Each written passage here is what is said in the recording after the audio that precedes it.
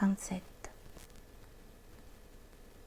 Celui qui sait marcher ne laisse pas de traces. Celui qui sait parler garde ses paroles.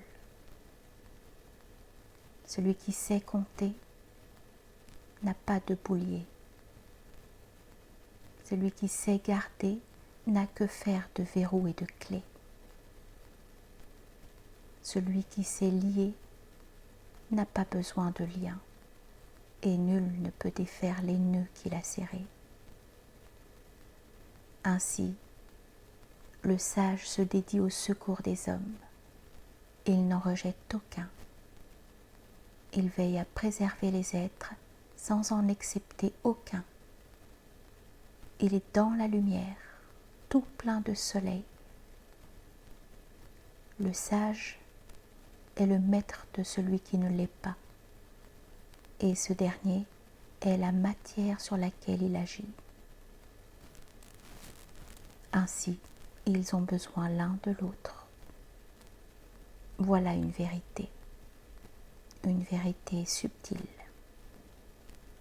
Car tout ce qui est essentiel pour l'homme, tout ce qui lui est indispensable, reste une énigme. C'est l'inconnu pour lequel on lutte et on travaille. C'est l'inconnu qui nous donne la force de vivre, la force d'espérer, la force de croire.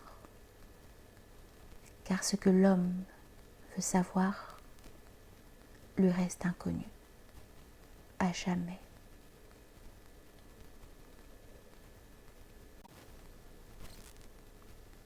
« 28. Celui qui est conscient de sa force mais garde la douceur de la femme est le creuset de l'univers. Étant le creuset de l'univers, il fait un avec le Tao et redevient pur comme l'enfant.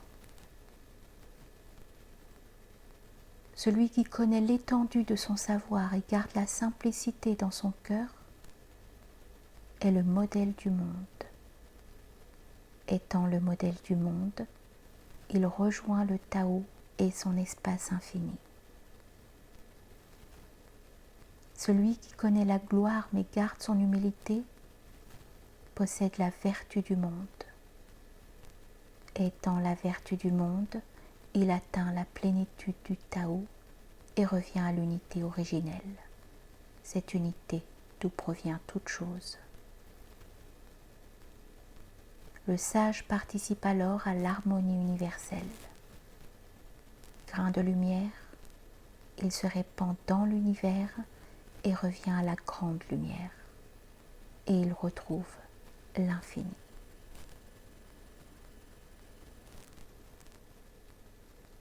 « 29. Celui qui veut posséder le monde et lui imprimer sa marque ne peut y réussir. Je le sais. Le monde est une entité sacrée.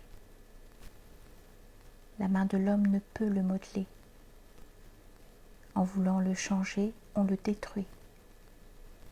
Quand on croit le tenir, on le perd. C'est ainsi que l'homme s'éloigne du chemin de la vertu. Car parmi les hommes, les uns marchent en avant et les autres s'attardent. Les uns ont un souffle léger, les autres ont une haleine puissante. Certains sont forts, d'autres faibles. Les uns renversent ce que d'autres ont bâti. Aussi, le sage évite l'excès, l'incohérence et tout extrême. Il vit dans la vérité.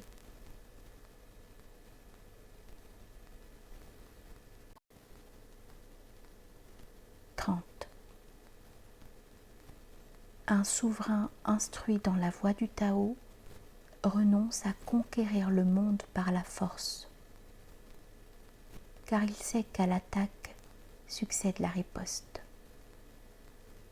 Là où sont passées les armées, ne restent que des ruines et ne poussent que des ronces. Les grandes guerres amènent des années de disette. C'est pourquoi l'homme éclairé se montre résolu sans tomber dans l'excès. Il parvient à ses fins, mais n'en tire aucune gloire. Il mène à bien ses entreprises sans offenser ni détruire. Il agit sans orgueil et ne combat que par nécessité. Il ne trouble pas la grande harmonie. La force use celui qui l'utilise, car elle va à l'encontre du Tao. Et ce qui va contre le Tao va à sa perte.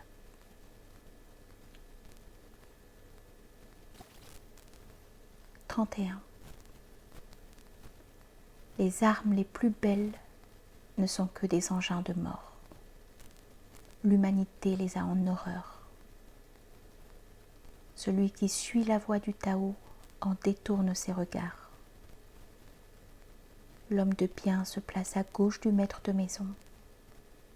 L'homme de guerre s'installe à sa droite. Les armes n'apportent que la mort. Le bon souverain en détourne le regard. Il ne les prend que s'il n'a pas d'autre choix. Pour lui, les trésors suprêmes sont le calme et la paix. La victoire ne le remplit pas de joie, car se réjouir serait se glorifier d'avoir ordonné la mort. Celui qui se glorifie de la mort d'autre homme ruine sa destinée et ne pourra pas gouverner. Dans les jours heureux, la place d'honneur se trouve à gauche. Dans les jours de malheur, elle est à droite. L'aide de camp se place à gauche. Le chef de guerre s'installe à droite. Ainsi, la guerre se conduit comme des funérailles. Le chef triomphant préside au festin de la victoire comme s'il assistait à l'office funèbre de ceux qu'il a fait tuer. Car ayant fait tuer beaucoup d'hommes, il doit maintenant porter le deuil.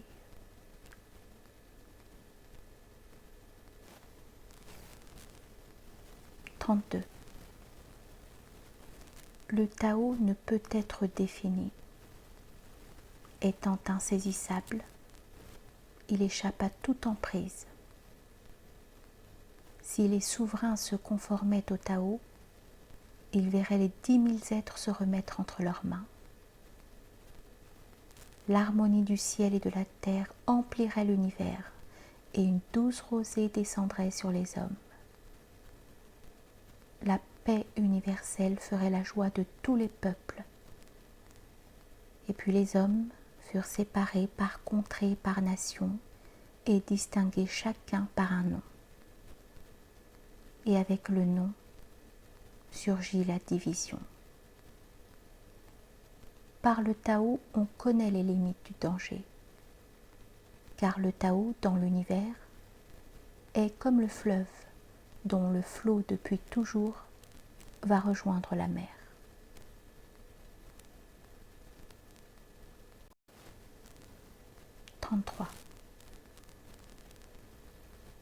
Celui qui connaît les hommes acquiert la sagesse.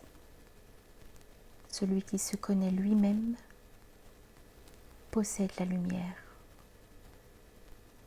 Celui qui conduit les hommes est fort, mais celui qui se maîtrise lui-même détient la vraie puissance. Celui qui se contente de ce qu'il a est le vrai riche. Être sans désir, c'est posséder le monde, c'est suivre la voie. Si celui qui persévère fait preuve de volonté, celui qui demeure dans l'ordre des choses est le sage absolu. Celui qui meurt, mais reste dans le souvenir des hommes, a touché à l'éternité.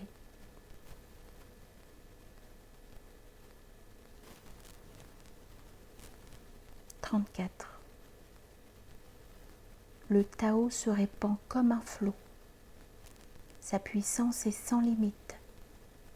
Les 10 000 êtres naissent et vivent de lui sans qu'il en soit l'auteur. Il poursuit son œuvre éternelle sans vouloir rien imposer. Il commande aux hommes sans s'en déclarer le maître. Il est sans désir et dénué d'ambition. On peut le dire petit. Quelle erreur! Il est immense, incommensurable. Les 10 000 êtres retournent à lui sans qu'il ne demande rien. On peut alors le dire immense, et nul ne peut le cerner.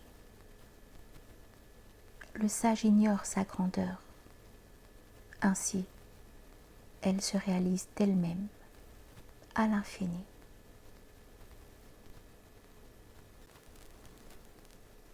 « 35. Celui qui suit le Tao peut parcourir le monde en toute quiétude.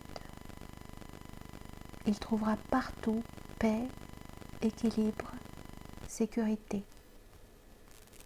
Il s'avance, impassible, dans la sérénité.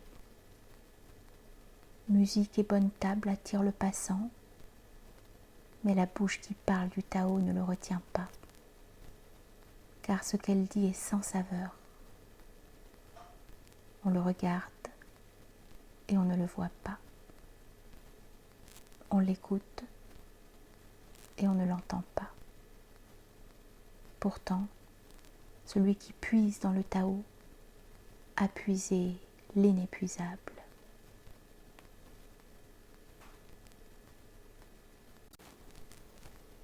« 36.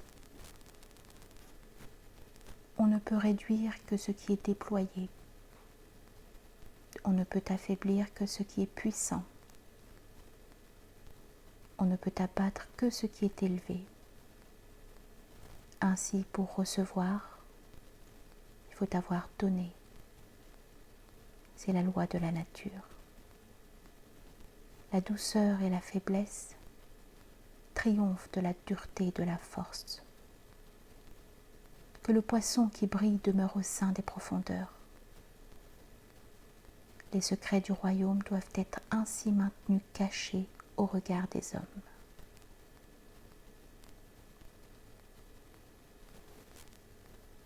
« 37. Le Tao n'agit pas par lui-même, et pourtant, il n'est rien qu'il n'accomplisse. Si seulement les rois et les princes pouvaient s'y tenir, les 10 000 êtres les suivraient dans cette voie. Dans la voie du bonheur, dans la voie de la perfection. Et si malgré tout, ils voulaient encore agir, la simplicité suprême du sans nom les assagirait. Ils deviendraient alors sans désir, en paix, et partant, l'univers se transformerait de lui-même. « 38. L'homme de haute vertu est au-dessus de la vertu. C'est pourquoi il est vertueux. L'homme de moindre vertu se dit vertueux. C'est pourquoi il ne l'est pas.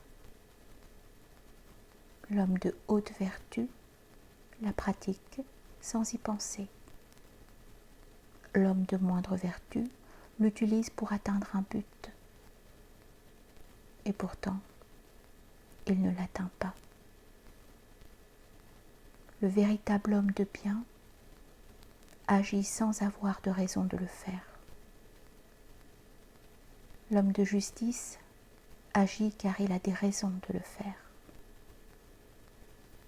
L'homme qui se conforme aux rites agit et veut les imposer par la force. Ainsi, si l'on oublie le Tao, il reste la vertu. Si l'on se détourne de la vertu, il reste la bonté. Lorsque la bonté est perdue, il reste la justice. Lorsqu'on abandonne la justice, on recourt aux rites. Or, les rites ne sont que l'apparence de la vérité et de la sincérité. Ils sont aussi l'amorce de la confusion. La connaissance et l'intelligence ne sont pour le Tao que des fleurs sans parfum. Elles sont souvent la source de l'erreur. C'est pourquoi le sage puise au tréfond des choses sans s'arrêter aux apparences. Il contemple le fruit plutôt que la fleur. Il ignore l'une et cueille l'autre.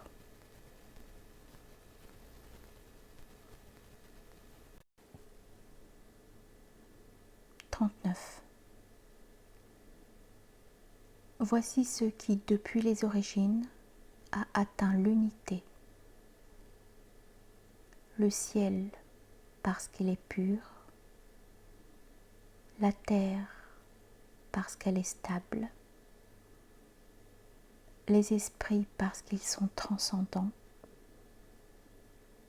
les vallées, parce qu'elles sont riches en eau,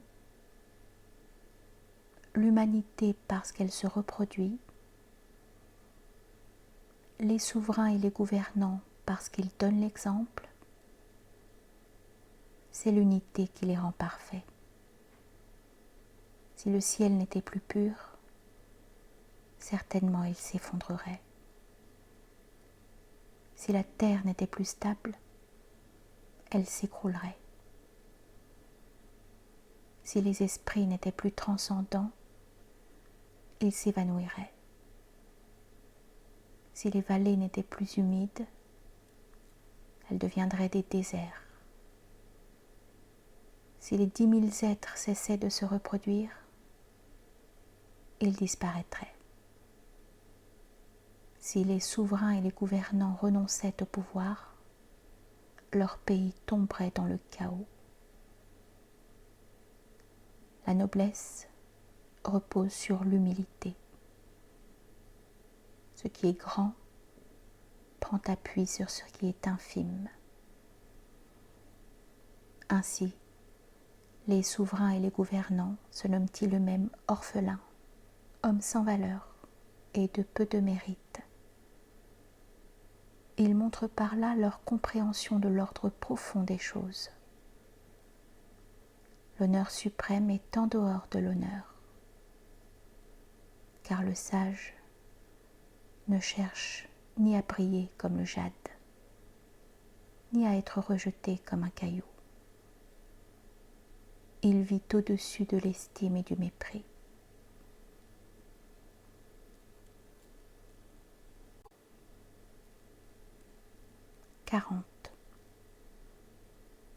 L'immobilité est le mouvement du Tao. Dans sa faiblesse réside sa puissance. Tous les êtres de ce monde sont nés du visible. Le visible procède de l'invisible, car tout est et n'est rien.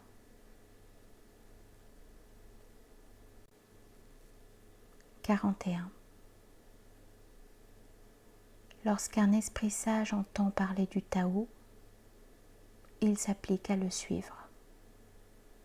Lorsqu'un esprit moyen entend parler du Tao, tantôt il y pense, tantôt il oublie. Lorsqu'un esprit superficiel entend parler du Tao, il éclate de rire. Mais s'il n'en était pas ainsi, le Tao ne serait pas le Tao.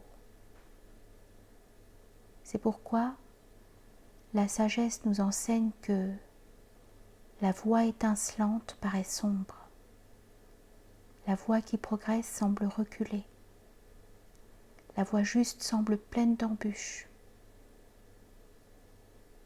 la vertu parfaite semble vide de sens. La vertu généreuse semble inutile. La vertu la plus ferme semble fragile. La vérité bien ancrée a l'air de vaciller. Un très grand carré nous empêche de voir ces points extrêmes. Le trop grand vase est impossible à modeler. La musique céleste est au-delà des sons. Le Tao est caché. Il n'a pas de nom. Il est et il n'est pas. Mais c'est lui qui maintient le monde. Il en est le sens.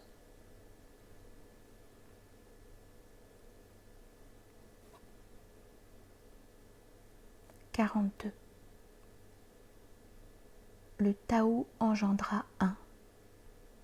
Un engendra deux. Deux engendra trois.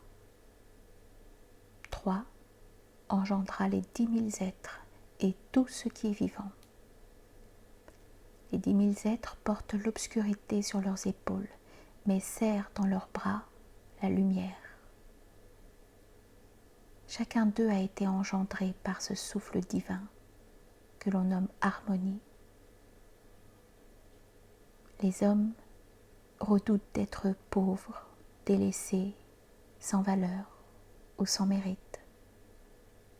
Et pourtant, les souverains et les princes sages se nomment eux-mêmes ainsi, sans valeur, sans mérite.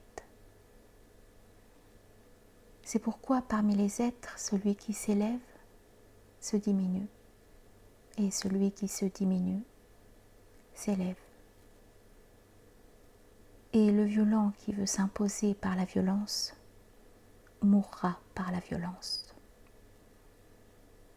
Ceci est un des fondements de l'enseignement, une des vérités du Tao.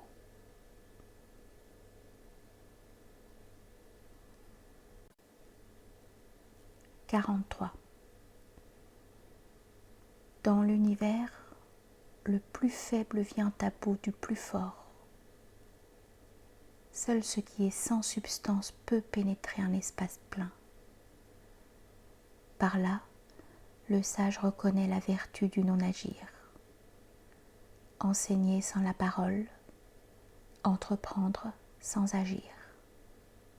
Voilà la vertu. Cela est difficile à comprendre pour la plupart des hommes. Là pourtant se trouve la vérité. Car le plus souple gagnera le plus fort.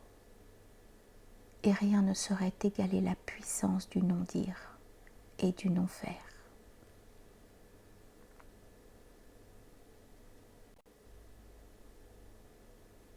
« 44. De la gloire ou de la santé, quel est le plus important? De la santé ou de la richesse, quel est le plus précieux? Du gain ou de la perte, quel est le plus honteux?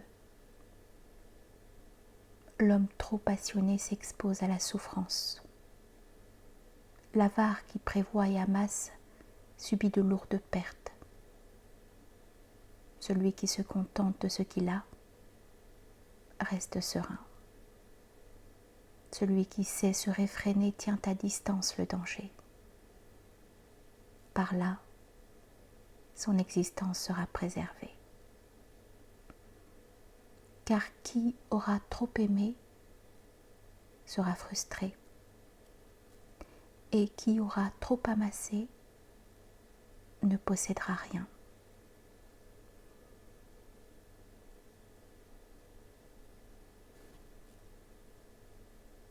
« 45. La perfection achevée semble imparfaite, et pourtant, elle rayonne sans fin. La plénitude parfaite paraît vide, et pourtant, elle est intarissable. Elle donne sans jamais s'épuiser. Une franchise extrême semble fausse. Une habileté extrême entrave le geste. Une éloquence extrême ne persuade personne. Le mouvement triomphe du froid, et c'est l'immobilité qui triomphe de l'ardeur. C'est dans le calme et la sérénité que réside le bonheur, car la quiétude et l'immobilité règlent le monde. Ainsi est-il.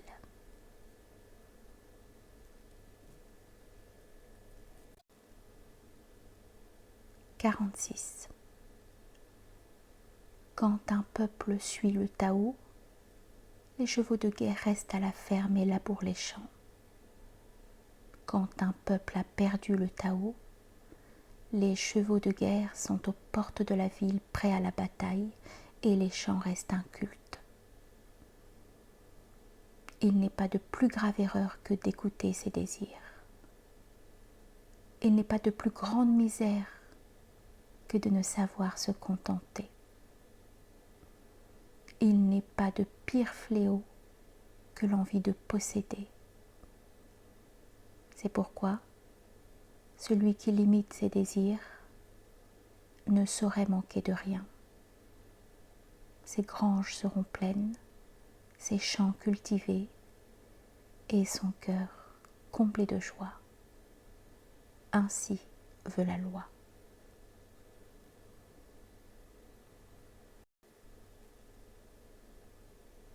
« 47. Sans franchir sa porte, connaître le monde entier. Sans regarder par la fenêtre, entrevoir le chemin du ciel. Plus on voyage, plus la connaissance s'éloigne.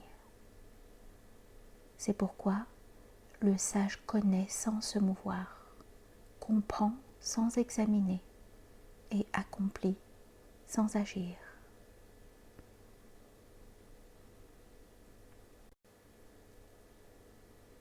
« 48.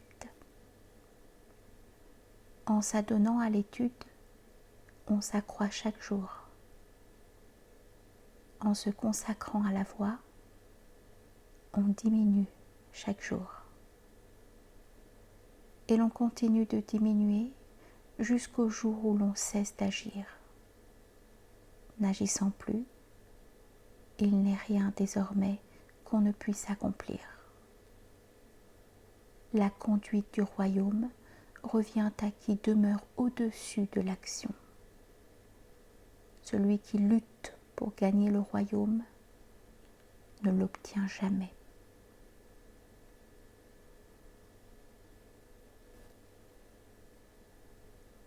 « 49.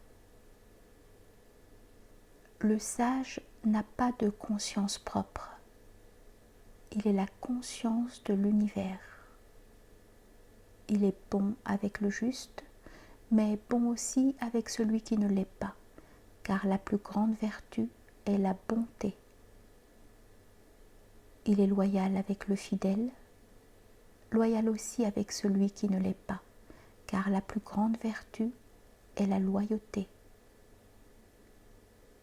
Le sage est humble et modeste aux yeux du plus grand nombre. Il paraît faible et désarmé, mais le peuple retient son souffle et se fait attentif devant cet homme semblable à un petit enfant, car son cœur peut contenir le monde entier.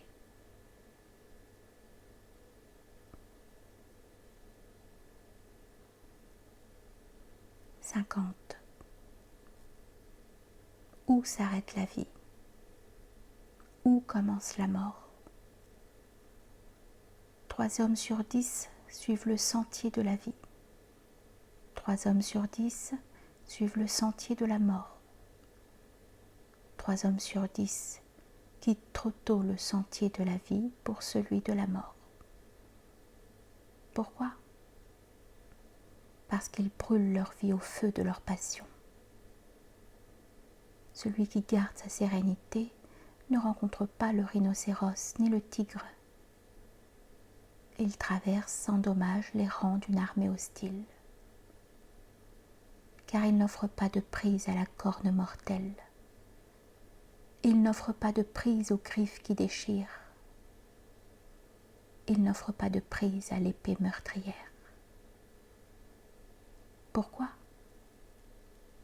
Parce que sur lui, la mort n'a plus de prise.